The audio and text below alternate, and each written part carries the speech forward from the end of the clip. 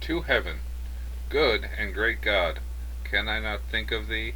But it must straight my melancholy be. Is it interpreted in me disease, that, laden with sins, I seek for ease? O be thou witness, that the reins dost know, hearts of all, if sad for show, and judge me after if I dare pretend to aught but grace to aim at other end. As thou art, so thou be all me, first, midst, and last, converted one and three. My faith, my hope, my love, and all in this state, my judge, my witness, and my advocate. Where have I been this while exiled from thee? And whether rapt now, but thou stoopst to me, dwell, here still, oh, be everywhere. How can I doubt to find thee ever here?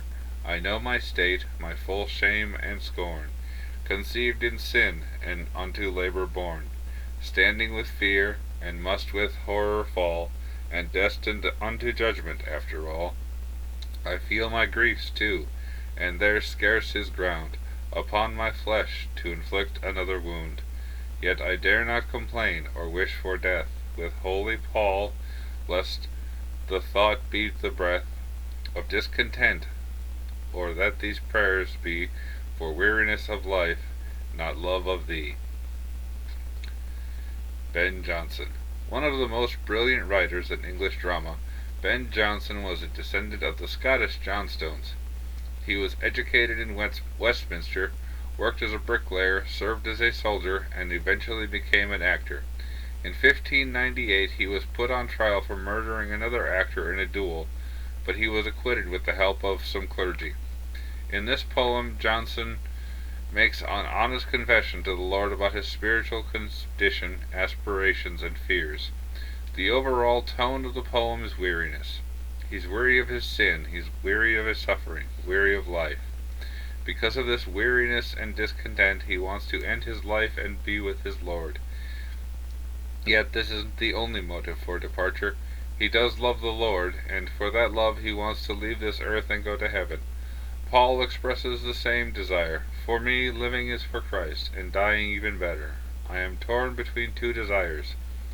Sometimes I want to live, sometimes I long to go and be with Christ. This is one of the paradoxes of Christian life. We desire heaven for both selfish and pure reasons. It is our hope that by the time we meet the Lord, our motives will be pure. Nevertheless, the hope is sure. Our destiny is to see Jesus and live with him in eternity. Yes, dear friends, we are already God's children, and we can't even imagine what we will be like when Christ returns. Yet we do know that when he comes we will be like him, for we shall see him as he really is, and all who believe this will keep themselves pure as Christ is pure. 1 John chapter 3 verses 2 and 3.